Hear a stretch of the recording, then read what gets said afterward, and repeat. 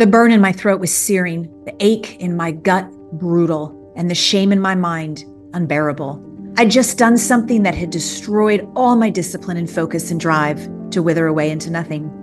I felt panicky, but at least I'd gotten rid of it all, flushed it all down the toilet. The only calories left in me were bile and acid. But in one single evening, I'd almost ruined my perfect plan to starve to death. I vowed to never let it happen again. But it did.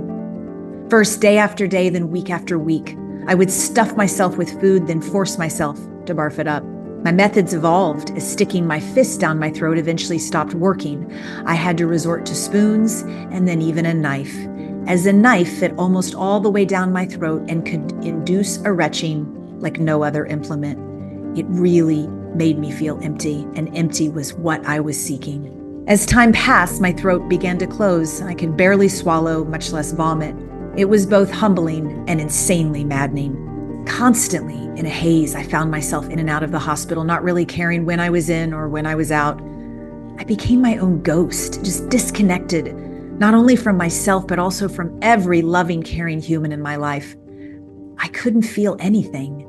Reaching total numbness was a terrifying experience.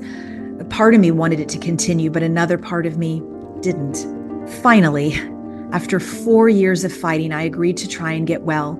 And I embarked on a mental health journey that spanned 2.5 years of therapy, integrative nutrition, and cognitive healing. And by the end of my journey, my therapist suggested, on a whim kind of, that I choose a vehicle to move my body in a healthy way again. I chose the bike. That bike, not the same exact bike, but took me on a 14-year voyage and landed me on the Olympic podium in 2012.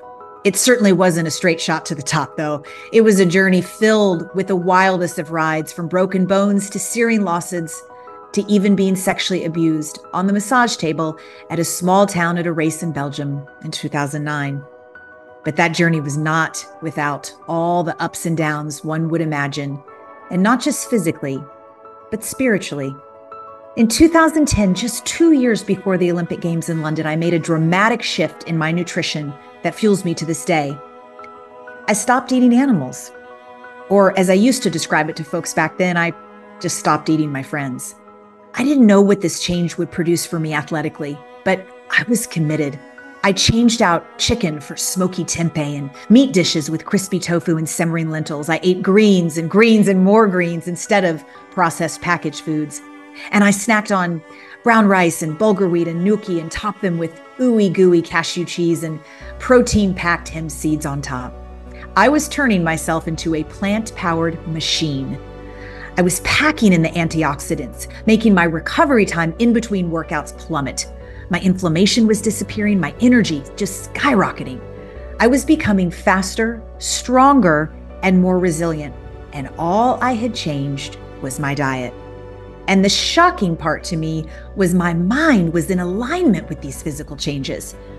I was loving myself more. I was accepting myself more. I was leaving the dark and spending a lot more time in the light.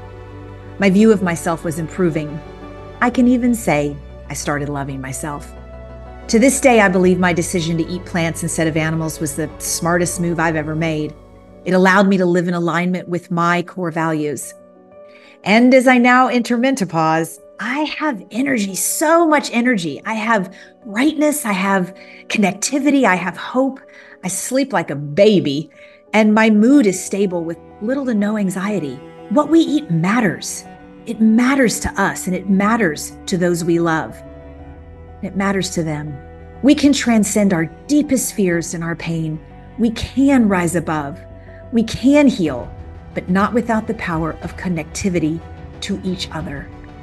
In a world grappling with an unprecedented mental health crisis, where the weight of trauma threatens to drown communities in collective pain, Indraloka, my home away from home, stands as a testament to resilience, compassion, and the transformative power of connection.